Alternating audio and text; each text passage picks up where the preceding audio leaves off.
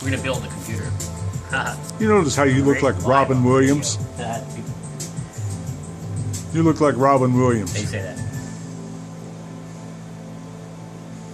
That's the Enya and Enigma Celtic Trance. We're going to do something right now we haven't done in a long time. We're going to build a computer live on the radio. We're starting with a spike case, and you can see these on www.vaughns.com. Click on Computers Built to Go Fast, and we're going to try to break our record. First, you take the case and you take both sides panels off. You also have to have a box. Oh, it's nice to have an electric screwdriver. Little box to put the screws is always a necessity. And so you take the screws off the back sides. This case doesn't have a power supply, so we're building a quad core.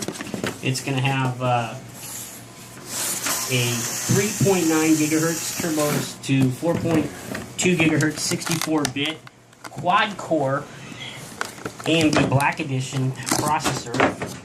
First, take the covers off and put them under the table where you won't trip over them. Take both covers off. You want to screw the drives in on both sides. Some people only screw the drives in on one side, which may or may not be good. It's a preference if you want to be able to eject your drives fast. Once you got the covers off the box, the case, you flip it around so the front is facing you. And then the cases we got right now, these spike cases are like $39. I'm putting in a 500 watt Pixo power supply. And we've got this little red tie thing keeping the wires together. We usually take that red tie off so the wires can be good. And the power supply goes right in the case. Screws in with 4 screws right into the back of the case. In the case, you also have a bag of hardware. So every piece of hardware you need to build the whole system comes with any brand new case you buy from Vaughn's Computer Central. They're standard screws. Put the screws in the box. You dump them out of the bags. You don't want to have to reach in the bag. You want to be able to grab the parts. And once you got all the screws in the case screws in the box, you kind of have to do a continual trash pickup because you're gonna all these brand new parts have wrappers on them. After you do that, you grab the larger screws. It's a large, they're actually hex tops. Electric screwdriver makes the process go much more smooth. We're building a computer, in case you just tuned in, on the Vaughns.com radio show.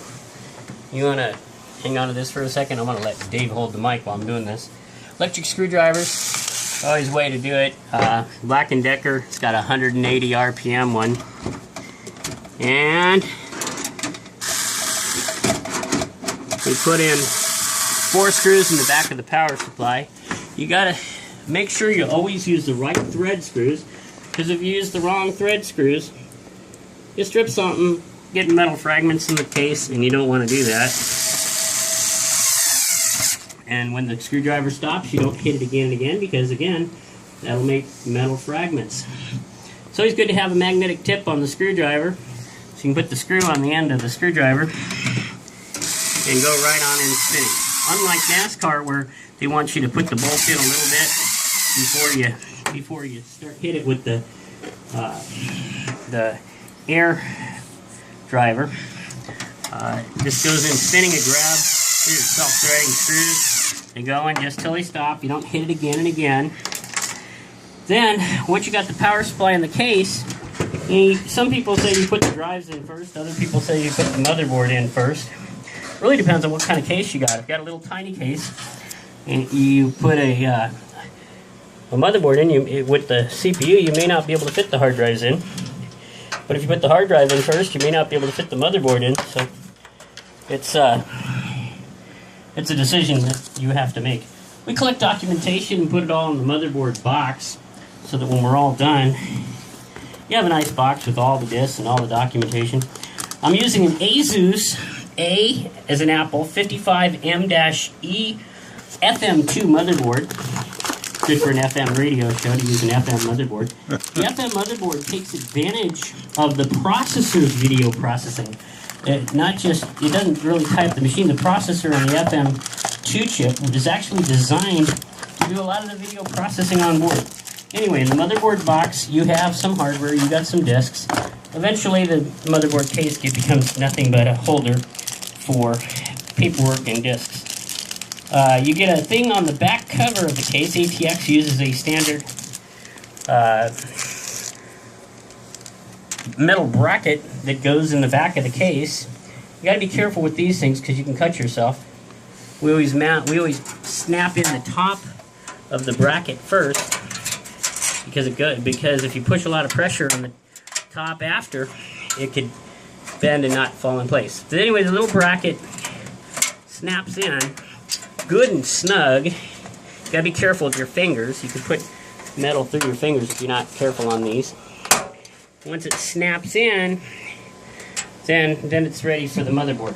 But there's also standoffs. You can't just screw the motherboard to the bottom of the case. And what I like to do, I like to take the motherboard and put the CPU, the central processing unit, that's the AMD A8, and razor blades always come in handy. We can cut the label to get into the box without making a big mess.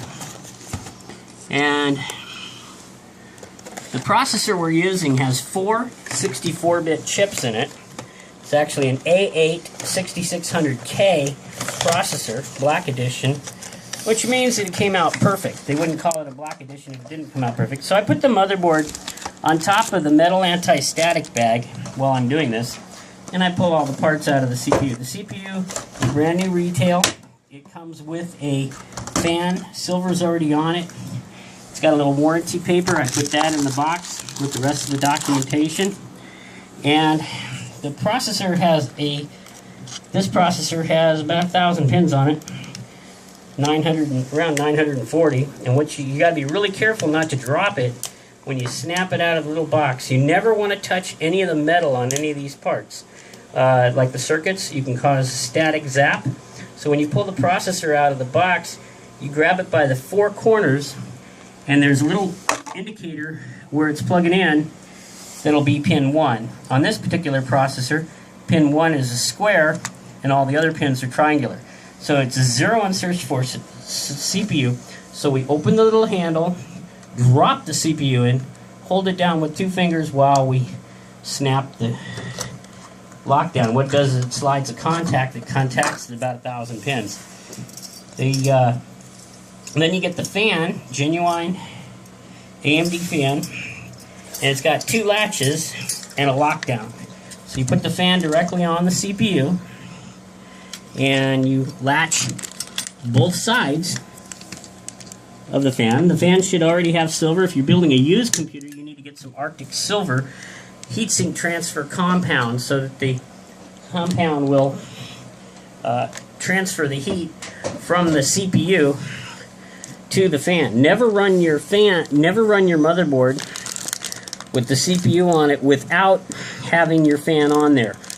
There's no excuse for that, because back in the old days it would fry your CPU. Nowadays the thermal throttling should actually turn the machine off, but I would never take a chance. We got little stickers with these. We got an AMD Series A sticker. We're going to put them on the front of the case. I'll do it now before I lose it. I'll pop out this nice little quad-core AMD A-Series sticker. Put that on the front of the spike case on one side, and then we're going to use the ASUS sticker on the other side. Now we got the CPU in there. After we latch both sides of the CPU, there's a lever. We flip that over, and that locks it down with a bit of strength, because the more you press on the CPU, the more heat's going to come off of it. Then we get the memory. We're currently using, we're going to put it with 4 gigs. We're using a pair of matched, same batch memory. If you mix the memory on here, it's better to buy 1.4 than to mix and match. This is DDR3. 1333 is the speed of the memory. You got to make sure that there's a little notch in it. Keeps you from putting it in backwards. You snap both of those in. We happen to use a crucial 2 gig DDR3, so it's going to run both sticks of memory at the same time. Now these sticks of memory are 64 bits wide. If it's using both at the same time, it's actually grabbing 128 bits of data, so it can go twice as fast with the 64-bit operating system. Now they got the memory snapped in. You got to make sure you hold the memory so it won't fall over when you're snapping in. You got to get these little standoffs in the case. Some cases come with the standoffs. Some cases do not come with the standoffs. These little brass things, if you don't use those and screw the motherboard down to the bottom of the case, you will actually cause a short and your motherboard will become worthless. And maybe your power supply too. So you got to look at the holes on the motherboard and line up the screws in the case, the standoffs in the case, to line up with each hole that actually exists on the motherboard. If you don't line up those, if you put an extra standoff, the case usually has places for standoffs more than the holes in the motherboard have for standoffs. So you got to be really careful to use the right holes in your case and verify that. When you have all your standoffs, you may want to count them. We're putting in a micro ATX, so there's a total of 6 of them. And we screw those in. And also, before you start putting screws in, you may want to check the threads and make sure your screw is going to be on there, because if you put a large thread screw where you're supposed to have a small thread, it'll lock up, and then when you go to remove the screw, it'll actually, the brass thing, the standoff will come out of the case and cause the motherboard to be stressed, and you don't want to bend or break the motherboard. There's also some tabs in the back of the case that there's grounding tabs. They aren't supposed to be folded out. They're not supposed to be broken. You got to make sure you mount the motherboard under those tabs so everything comes out nicely grounded. This motherboard's got DVI, it's got VGA, it's got, see, believe it or not, it's got a PS2 connector in case you want to use a PS2 keyboard. It's got USB 3.0. Once the motherboard's mounted on top of the standoffs, they're like, basically the standoffs are a little spacer that keeps the motherboard from shorting off out into the bottom of the case. Then you got to go back to the screwdriver. Again, you got to do this whole process without touching any of the electronics because you don't want to static zap it. I'll let you hold this for a second, Mike. We're now mounting. Did I call you Mike? Yeah. Dave. Dave's not here. And basically, you kind of got to push the motherboard toward the back of the case while you're screwing in the first couple screws so that it goes in nice and perfect. You got to make it perfect. If it's not perfect, there's no sense in doing it. And also, remember I said there might not be enough space to put the hard drive in? On this case, so we open the hard drive up, and hermetically sealed from a clean room. And in this case, we're using a Western Digital blue hard drive. You gotta be careful of them green hard drives. And green hard drives will go to sleep, and they go to sleep while you're transferring data. If something goes wrong, they become worthless. And anyway, so the hard drive goes into the case if the motherboard's not in the way. We also put a card reader in there, so you can take your memory cards out of your phone and read them in the front. You can take the memory cards out of your camera, out of your phone. This case is a keyless system, so you have these little these little latches on both sides of the hard drive.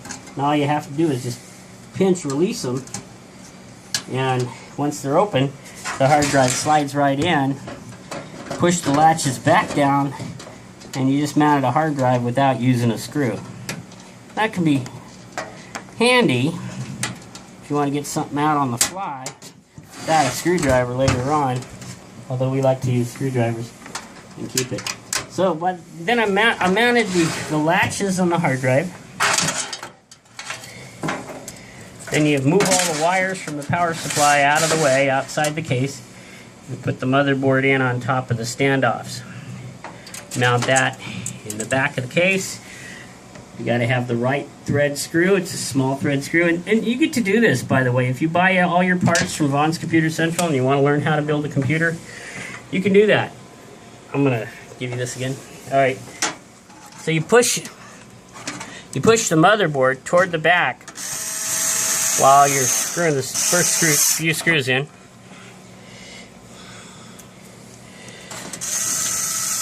Some people prefer not to use a magnet near a computer.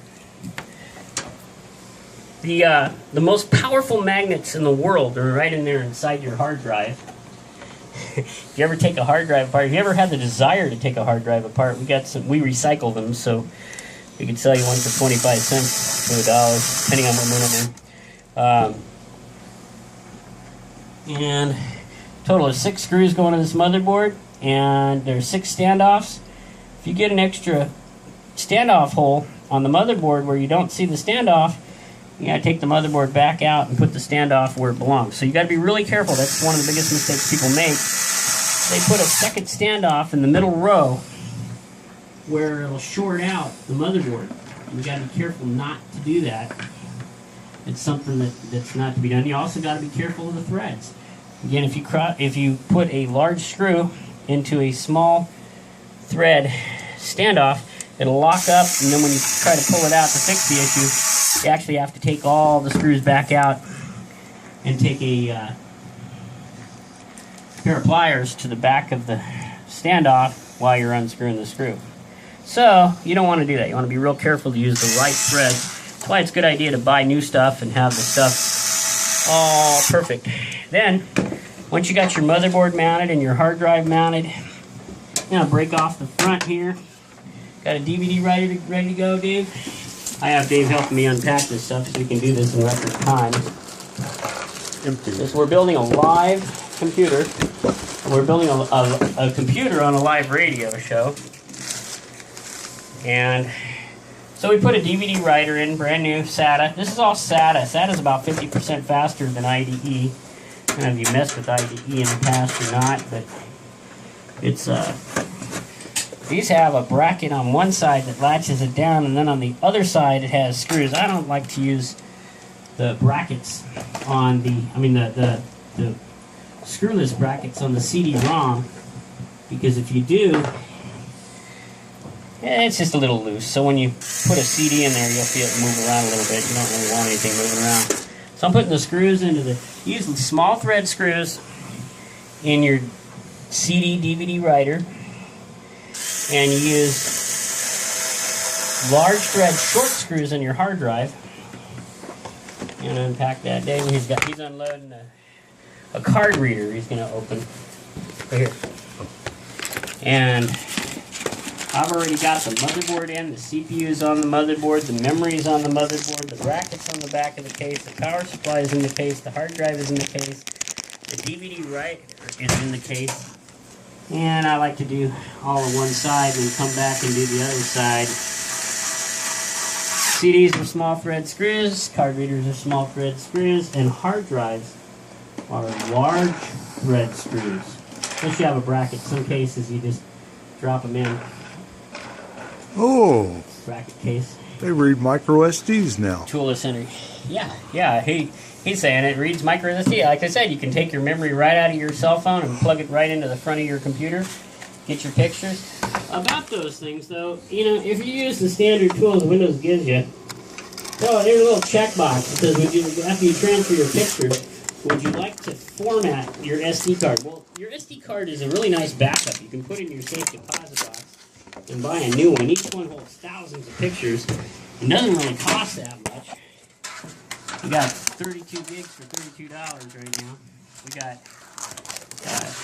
8 gigs for about $10. 16 gigs for about $20 in case you want to fill your camera up with some really good memory. So you take the card reader. If you're loading XP, you don't want to plug it in. The card reader plugs into the USB ports. There's ports on your motherboard for external USB. And you do not want to plug that in before you load XP, because otherwise your hard drive, your C drive, will end up being out at EF. It'll be way out there. So you take, again, just like the CD-ROM, you take the bracket out of the front of the case, covers the drive. You don't have to have a card reader. Some gamers, they don't care. Some people already have an external card reader that they use. And so I got a card reader going in here. And again, the card reader uses small thread screws. Windows 7, it's okay to put the USB plugged in the motherboard before you start XP. Doesn't know what the card reader is. It thinks it's a hard drive, so it'll put your hard drive out at drive F or something. So, I mean, you don't want that to happen. The card reader will show up as 4 separate drives, but as long as you don't have a disk in it, it won't show up. So Windows 7 actually knows how to install Windows without having to worry about it showing up as your C drive showing up as drive F. And you don't want that to happen, because then if your C drive shows up at drive F, your HP printer won't work right. So you put the card reader in there. They come with screws. Imagine that. You have a little box of screws in there that are the small thread screws. You open all the screws and throw them in with your screw collection, but make sure you don't get them mixed up. Small thread screws, I don't know what the numbers are, but you can distinctively tell the threads are closer together than the large thread screws. So then we screw in the card reader. And, hey, don't worry, Mark, this is not your system we're building, unless you want it, of course. Your son's going to build another one when you get here. Mark's got, got a kid sign up. He was supposed to be the special guest today. And like I said, small thread goes on there. They put a special wrap on some of these. They put like a shrink wrap on these. Be careful not to make a mess with that. There you go. Like I said, you go in spinning.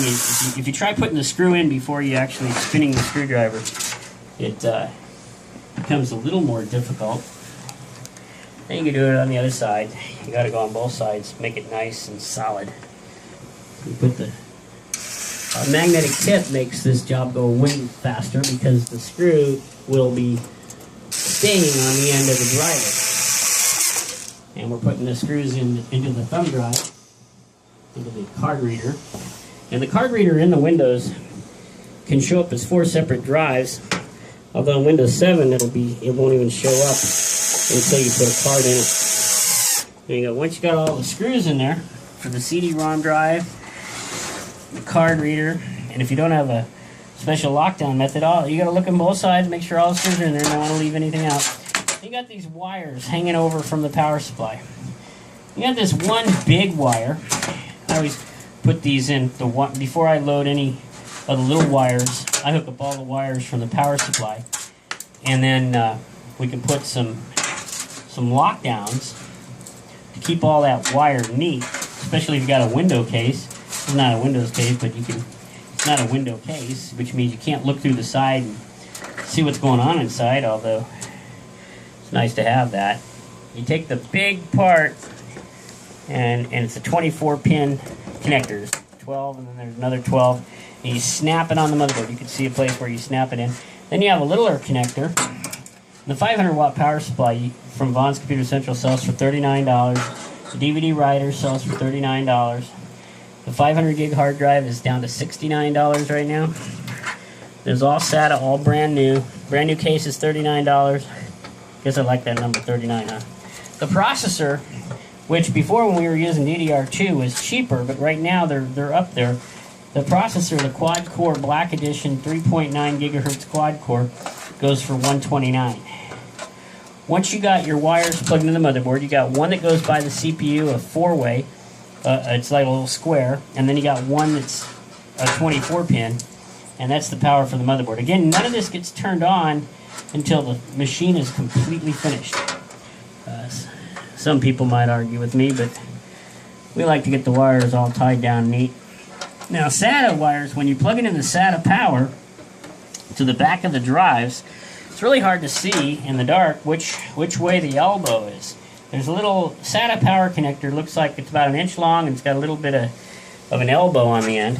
And all you got to remember for SATA drives is the L, the base of the L, goes to the middle. So whether you're plugging in a CD-ROM, a SATA cable or a SATA power cable, it always goes toward the middle.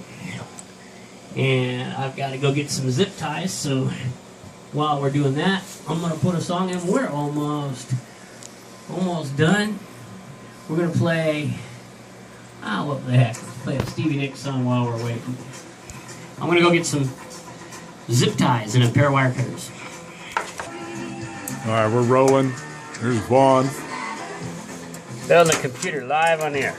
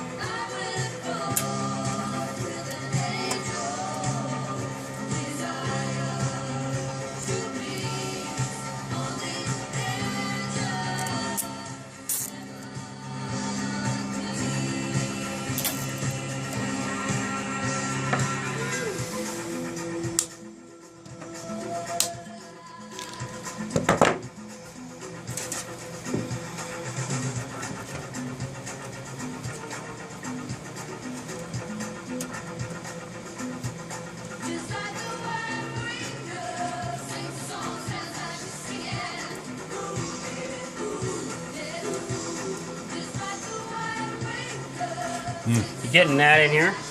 Oh, yeah. That's the chassis fan plugging in. Okay.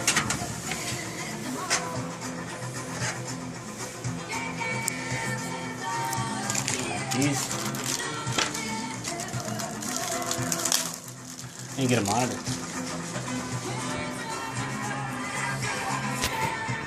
Vaughn's radio studio.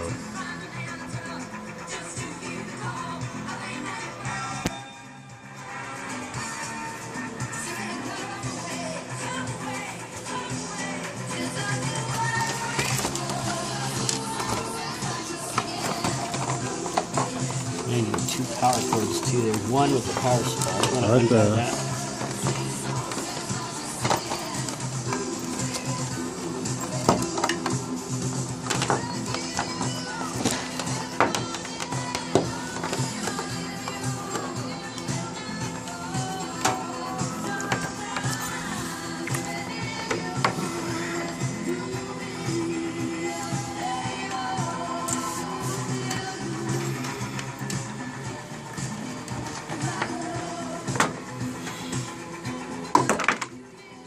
Keyboard and mouse. Whoops, close the end. You want to grab a keyboard right next to the front door? Oh, you can't. You're on it. You're filming this. There we go. All the documentation. We're back on the Vaughns.com radio show. Sorry, I had to get some zip ties. I got these urethane or nylon, I should say. These lockdowns, we hold the wires where they want to go and we pull them tight and then we cut them. And then once we got the power wires out of the way, it's really not that hard. All these connectors are labeled actually that are going on the motherboard. And in the book, they show you where they go. And there's a little block of switches, and each one of these wires is labeled. You have an LED switch, you have an LED wire, and the LEDs, you got to get the polarity right. Can't get the LED backwards. There's usually two separate singles. The power switch and the reset switch goes adjacent to each other. They show you that in the book. Any new motherboard we sell comes with a book and shows you the diagram of where everything goes. The switches don't really matter on polarity, but the LEDs do. There's a hard drive LED, and there's a plus and there's a minus. Plus goes on the end of the connector.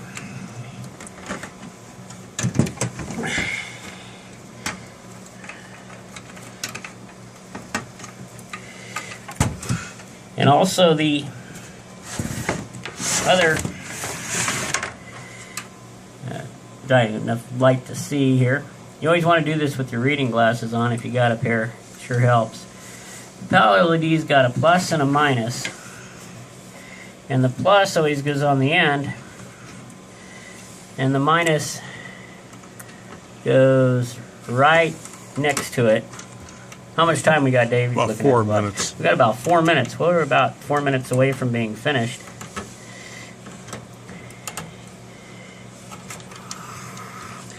The single power LEDs, they're little tiny connectors, and they go on little tiny pins.